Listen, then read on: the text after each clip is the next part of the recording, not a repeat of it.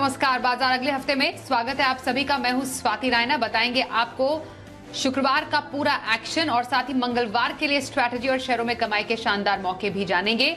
आप भी पूछे हमसे सवाल, व्हाट्सएप करें, नंबर है हमारा 9582226666। सोशल मीडिया प्लेटफॉर्म्स पर भी सवाल पूछ सकते हैं। फेसबुक पर @ZBusiness ऑनलाइन, ट्विटर पर @ZBusiness अपने सवाल भेजें #बाजार आज और कल लिखकर। और मंगलवार की आपकी तैयारी कराने के लिए खास मेहमान ट्रेड स्विफ्ट ब्रोकिंग के डायरेक्टर संदीप जैन हमारे साथ हैं और साथ ही जी बिजनेस रिसर्च से मेरे सहयोगी कुशल गुप्ता बताएंगे शुक्रवार के बाजार का मूड माहौल। संदीप जी का करते हैं शो में स्वागत और बातचीत का सिलसिला शुरू करें उससे पहले आज के बाजार का कारोबार जरा जान लेते हैं। तो लगातार छठे दिन हमने देखा बाजार बढ़त के साथ बंद हुए। सेंसेक्स 104 अंक चढ़ा, 59,307 के लेवल पर बंद हुआ। तो निफ्टी 12 अंकों की मामूली बढ़त के साथ 17,567 के स्तर पर क्लोज हुआ। बैंक निफ्टी में रही करीब 700 अंकों की तेजी। तो ये तो रहा इस शुक्रवार बाजार का हाल। तो शुक्रवार के बाजार में किन सेक्टर्स में सबसे ज्यादा एक्शन देखने को मिला ये भी समझते हैं। मेरे सहयोगी कुशल गुप्ता हमारे साथ है। कुशल, तो चलिए, हफ्ते का जो अंत है बाजार के लिए काफी हैप्पी एंडिंग की तौर पर रहा। क्या खास रहा इस बार बाजार में? जी, तो कारोबारी हफ्ते के आखिरी दिन हमने देखा कि बाजारों में फर्स्ट हाफ में तो अच्छी तेजी बनती हुई नजर आई, पर उसके बाद बाजारों में मुनाफा वसूली कहीं ना कहीं होती हुई दिख रही थी। यहां पर निफ्टी में चढ़ने वाले शेयरों में सबसे ज्यादा तो एक्सिस बैंक ने शानदार प्रदर्शन किया अपने नतीजों के दम पर। यहां पर बेहतरीन तेजी आज के सत्र में इस स्टॉक में बनती हुई दिखी। इसके साथ साथ कोटक बैंक, ICICI बैंक और SBI लाइफ जैसे स्टॉक्स पर भी 2% से ज्यादा के गेंस रहे। गिरावट का रुझान बजाज फाइनेंस और साथ ही बजाज फिनसर्व जैसे स्टॉक्स में था। साथ ही जो स्टॉक्स इन फोकस में थे उसमें एक्सिस बैंक तो डेफिनेटली री रेटिंग वाली नंबर्स आए थे। इसके साथ साथ आप देखिए फिनोलेक्स केबल, डिलीवरी जैसे स्टॉक्स पर आपको फिनोलेक्स केबल में तो अच्छी तेजी रही, पर डिलीवरी यहां पर 20% तक की गिरावट भी हमें देखने को मिली। लॉरस लैब में भी 9% की गिरावट थी। एंड टॉप गेनर्स में आप देखिए तो एलगी इक्विपमेंट्स 11% की गेंस थे। KPIT टेक, त्रिवेणी टर्बाइन जैसे स्टॉक्स में भी 6 से 9% की दमदार तेजी बनती हुई नजर आई। जहां तक गिरावट का रुझान है उसमें नंबर्स आने के बाद रूट मोबाइल पर और दबाव बनता हुआ नजर आया। करीबन 6% तक की गिरावट यहां थी। साथ ही होम फर्स्ट फाइनेंस और अल्कार्गो लॉजिस्टिक्स जैसे स्टॉक्स पर भी आज हमें दबाव देखने को मिला। तो लार्जली एक मिक्स्ड बैग वाला दिन था। अब यही देखना है कि अगले हफ्ते जब हम लौटेंगे तो यहां पर किस तरह की तेजी या मंदी बाजारों में हमें देखने को मिलती है। संस्थागत निवेशकों ने कितनी खरीदारी यहां पर बिकवाली की है उसके भी आंकड़े देख लेते हैं। FIIs यानी विदेशी संस्थागत निवेशकों ने कैश मार्केट में करीब 438 करोड़ रुपए की खरीदारी की। तो DIIs यानी घरेलू संस्थागत निवेशकों ने करीब 119 करोड़ रुपए की बिकवाली की है।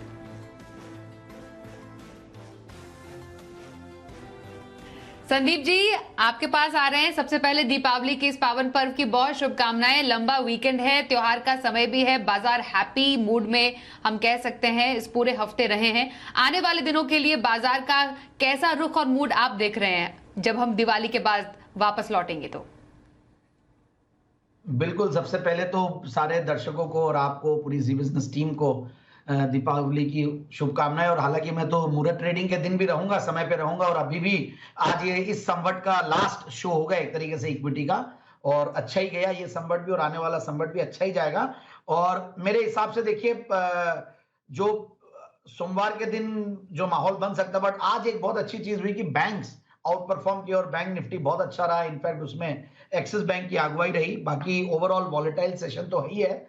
एक और अच्छी चीज जो दूसरी थी वो विक्स डाउन होना। विक्स डाउन होने का मतलब है कि मार्केट में रिस्क कम दिख रही है, और भले ही ग्लोबल क्यूज की वजह से मार्केट वॉलेटाइल हो रहे हैं, डाउन हो जाता है मार्केट, बट ओवरऑल विक्स एक अच्छे लेवल पे आ गया। हालांकि लास्ट में 16 समथिंग पे रहते हुए फिर वापस से थोड़ा सा जरूर से बढ़ा, बट ओवरऑल SGX निफ्टी के हाल देखते हैं और FIIs की 2 दिन से कैश मार्केट्स में आंकड़े देखते हुए लगता है थोड़ी पॉजिटिविटी है। सो दिवाली अच्छी जानी चाहिए। 17,600 एक अच्छा रेजिस्टेंस की तरह काम कर रहा है। कल भी ऐसा ही हुआ और आज भी ऐसा ही हुआ, बट फिर भी मैं कहूंगा कि स्टॉक स्पेसिफिक एक्शन बना हुआ रहेगा और बैंक्स और NBFCs में अच्छा माहौल बना हुआ है और वहां पे ध्यान देना चाहिए।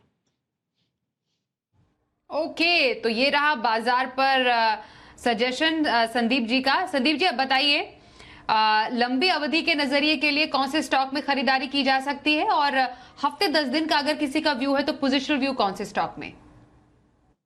यस, पोजिशनल व्यू में एक स्टॉक जो मेरा फेवरेट है रियल एस्टेट सेक्टर में, वो है प्रेस्टीज एस्टेट्स।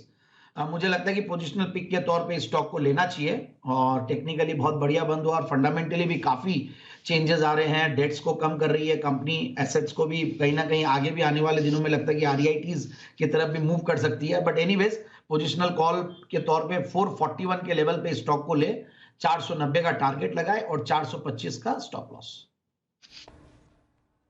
ओके, तो प्रेस्टीज में पोजिशनल खरीदारी करने की सलाह संदीप जी की ओर से।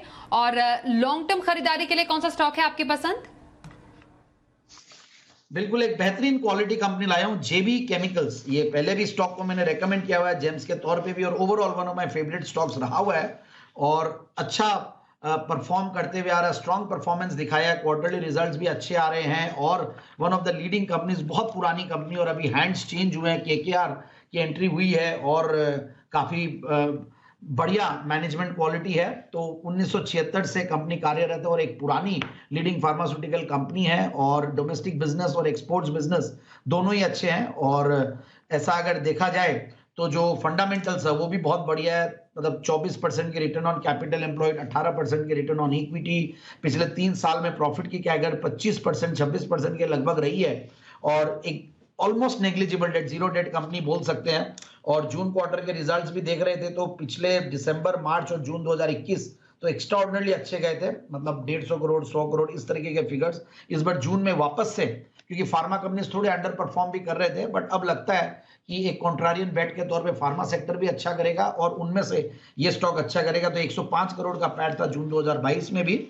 और मैं ओवरऑल देखता हूं तो एफआईआईज डीआईआईज का पूरा भरोसा है कंपनी के ऊपर, करीब 25-26% के लगभग एफआईआईज डीआईआईज होल्ड करते हैं। तो मेरे हिसाब से इस स्टॉक को इन लेवल्स पे लेना चाहिए और 2250 2290 के टारगेट्स के लिए। जेबी केमिकल्स से फार्मास्यूटिकल्स यहां पर खरीदारी की सलाह लॉन्ग टर्म संदीप जी की ओर से। आइए कुछ कॉलर्स के सवाल शो में शामिल करते हैं। व्हाट्सएप पर पहला सवाल है अलीगढ़ से महेंद्र शर्मा साहब का। एक्सिस बैंक है इनके पास, 350 शेयर और 830 है इसकी खरीद। दमदार नतीजों के बाद हमने देखा है शेयर में उछाल आया, शेयर निफ्टी का टॉप गेनर भी बना। एक्सिस बैंक पर जानना चाहेंगे संदीप जी आपसे, क्या स्ट्रैटेजी फिलहाल हमारे ये दर्शक रख सकते हैं? मुनाफा इन्हें अच्छा है?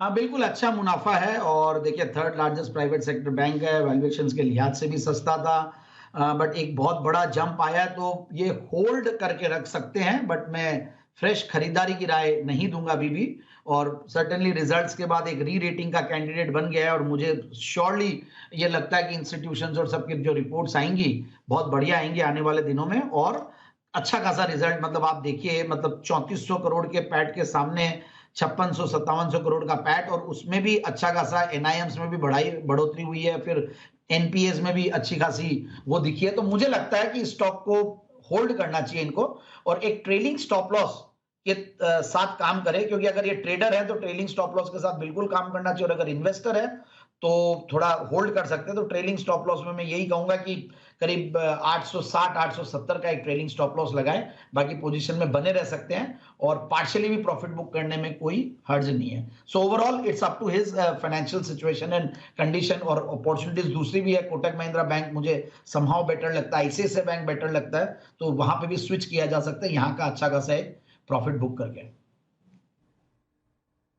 ओके, तो ये रही एक्सिस बैंक पर राय हमारे एक्सपर्ट संदीप जैन की। अगले कॉलर से बात करते हैं, हमारे साथ बहरामपुर से राजेंद्र घोष साहब है। राजेंद्र जी स्वागत करते हैं आपका शो में, बताइए कौन से स्टॉक पर सवाल है आपका?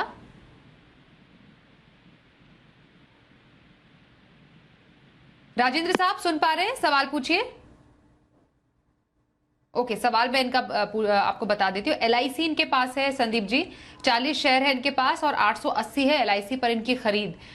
जानना चाहेंगे कि एलआईसी पर फिलहाल कब तक का नजरिया ये रख सकते हैं, क्योंकि नुकसान तो है इन्हें 11,000 तक का।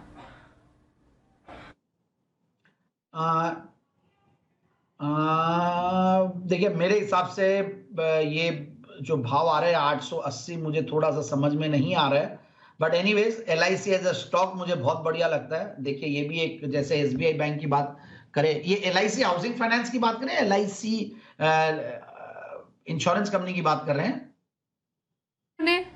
एलआईसी बताया इन्होंने संदीप जी। ओके ठीक है, जो हमारे पास इंफॉर्मेशन आई है। ठीक है, ठीक है। देखिए LIC की तो अब क्या बात करें, मतलब ऑलरेडी एक बहुत बड़ा अंडर परफॉर्मर और काफी निराश किया है। सारे आईपीओज में काफी लोगों ने एप्लीकेशंस लगाई, बट ठीक है। बट मुझे ऐसा लगता है कि देखिए आने वाले सालों में ये परफॉर्म कर सकता है। अगर इंटरनेशनली भी बड़ी इंश्योरेंस कंपनीज के साथ कंपेयर करें तो वैल्यूएशंस के लिहाज से तो देखिए स्टॉक सस्ता है। बट एनीवेज पता नहीं, जब से भी ये तीनों चारों जो भी इंश्योरेंस कंपनीज लिस्टेड है, भले वो जनरल इंश्योरेंस कंपनीज हो, जीआईसी हो या एनआईए हो या ये हो, ये अंडर परफॉर्म कर रहे हैं। तो मेरे हिसाब से इट्स अ होल्ड एंड बहुत दुख ना करें, वो ज्यादा अच्छा रहेगा। क्योंकि आने वाले सालों में मुझे ऐसा लगता है कि समय देंगे तो वापस से भाव तो आएंगे, ऐसा मेरा एक मानना है। ओके, LIC होल्ड करें, सलाह आ रही है आपके लिए। हमारे पास एक और सवाल है। एक कॉलर हमारे साथ है जामताड़ा से, सुमेन सरकार साहब। सुमेन जी, स्वागत करते हैं। बताइए आपका कौन से स्टॉक पर सवाल है? हेलो जी, पूछिए सवाल अपना। हेलो, मेरे पास 10,000 शेयर IDFC फर्स्ट बैंक है, 37 रुपया में लिए हैं। तो उसको मुहूर्त के डेट के बाद, रिजल्ट के बाद उसका क्या करें? क्वार्टरली रिजल्ट के बाद 2,03,000 का नुकसान, माफ कीजिए, सॉरी, प्रॉफिट है आपको। अच्छा, क्या कर सकते हैं ये IDFC फर्स्ट बैंक में संदीप जी? नहीं, देखिए रिजल्ट्स तो बेहतरीन आया IDFC फर्स्ट बैंक के भी, और गजब परफॉर्म कर रही है, उसमें कोई दो राय नहीं। हालांकि मेरी उसमें कम रहता है, बट हमारे पैनल के काफी लोगों ने बहुत अच्छी इसमें राय दी है। मतलब 20-30 रुपए 40 रुपए के लेवल से दे रहे हैं, तो सर्टेनली ये बिजनेस को देख के काफी फायदा इनको पहुंचा, ऐसा मेरा पूरा मानना है। तो मेरे हिसाब से देखिए इनको अच्छा फायदा हो रहा है, और अभी बैंक्स चल रहे हैं, प्राइवेट सेक्टर बैंक्स में रुझान अच्छा बना हुआ है, तो होल्ड कर सकते हैं, ऐसा मेरा मानना है। कि मैनेजमेंट की क्वालिटी, एग्रेशन, सब कुछ बहुत बढ़िया है, तो होल्ड करके रख सकते हैं। ओके, IDFC फर्स्ट बैंक बने रहिए, आपके लिए सलाह है संदीप जी की।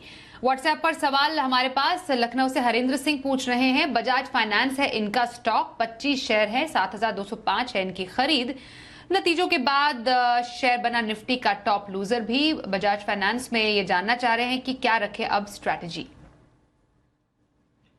देखिए बजाज फाइनेंस तो मेरे हिसाब से अगेन ऐसे लेवल्स पे कि यहाँ पे एक बार एग्जिट नहीं करना चाहिए। सर्टेनली एक बड़ा मूव आया था नीचे के लेवल से, 5400-5500 से इतना बड़ा मूव आता है तो पिछले कुछ महीनों से कंसोलिडेशन में है। बट मुझे ऐसा लगता है कि जो रिटेल में इनकी पकड़ है और जो इंडिविजुअल लोन्स में पकड़ है और गजब की ग्रोथ दे रहे हैं, ऐसा कहीं भी कोई, but one of the most expensive finance companies in the world. मतलब आप देखिए बुक वैल्यू मतलब 794 का, और ये 7200 रुपया, मतलब 8-9 time 10 time price to book value multiple पे बहुत कम स्टॉक मिलते हैं। बट अगेन कंपनी ग्रोथ भी गजब का दे रही है। देखिए आप 40%, 30% की ग्रोथ कंपनी देते हुए आ रही है। प्रॉफिट की अगर जरूर से पिछले कुछ 1-2 सालों में, बिकॉज कोरोना के दौरान थोड़ा कम रहा है 19-20%, बट पहले बहुत जबरदस्त था। और इस बार का क्वार्टरली रिजल्ट भी मैं बोलूंगा कि ठीक है, रिएक्शन दिया मार्केट ने, बाकी ऐसे घबराने वाली बात नहीं है, होल्ड करके रख सकते हैं। होल्ड करें बजाज फाइनेंस, सलाह है संदीप जी की। हमारे साथ बालासोर से संतोष महालिक साहब है। संतोष जी, स्वागत करते हैं। बताइए आपके पास कौन सा स्टॉक है? हेलो मैडम जी, पूछिए सवाल। मैडम, मेरा पास पीरामल का एंटरप्राइजेस का स्टॉक है और 101 100 का स्टॉक है। मैं खरीद किया था 1520 रुपया में, अभी 800 कितना हो गया? क्या इसको रखूंगा ना बेच दूंगी? बिल्कुल, ओके, बिल्कुल। लगभग 850 का से नीचे इसका भाव है। आपकी खरीद है 1530 की। क्या करें? 68,000, माफ कीजिए, हाँ 68,000 के नुकसान पर अभी है। नहीं, देखिए इसमें कॉर्पोरेट एक्शन था और पिरामल फार्मा भी लिस्ट हुआ है, और वो 2 दिन पहले ही लिस्ट हुआ है, तो इनको शायद उस चीज के लिए मालूम नहीं होगा। तो फिर भी देखिए जो ये भाव और प्लस फार्मा इनके शेयर्स आए होंगे, तो इनको देखना चाहिए, एक बार रीलुक करें। बाकी मेरे हिसाब से अब एक बार NBFCs का भी माहौल बन रहा है, फार्मा में भी थोड़ा माहौल ठीक लग रहा है, तो ये होल्ड करें, अभी लॉस बुक नहीं करें।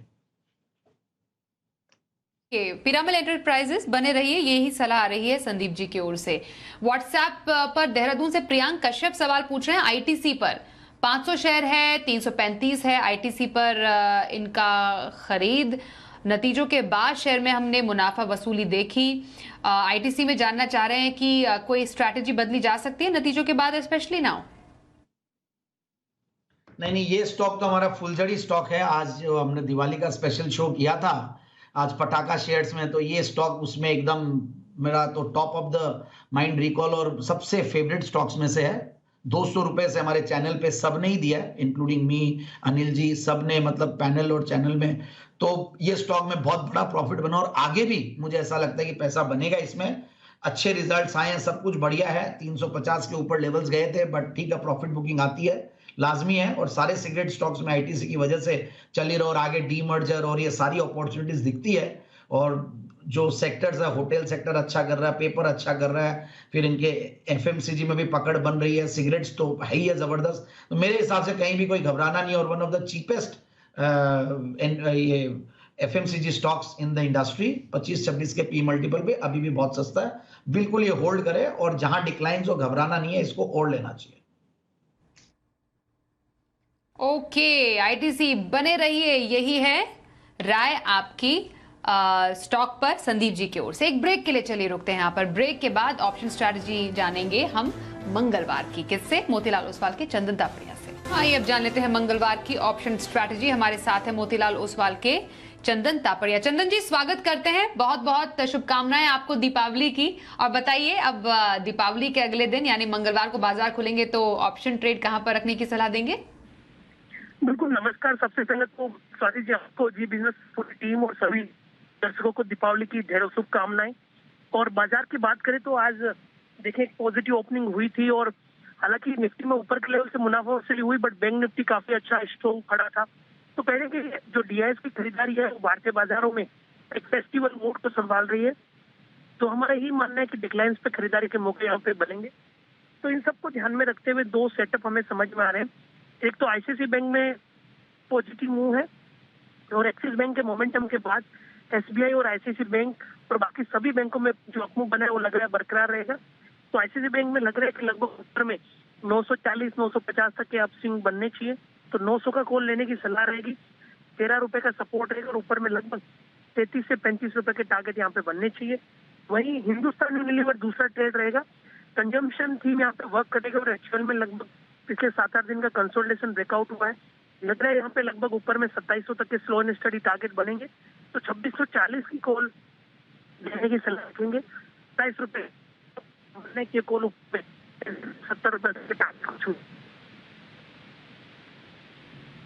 ओके, तो चंदन तापड़िया की दो ऑप्शन कॉल्स आईसीआईसीआई बैंक और एचयूएल में खरीदारी की सलाह वो दे रहे हैं मंगलवार के बाजार के लिए। और मंगलवार को जब वापस लौटेंगे दिवाली का त्योहार मनाकर, तो कहां पर ट्रेड लिया जा सकता है संदीप जी, आपकी इंट्राडे पिक?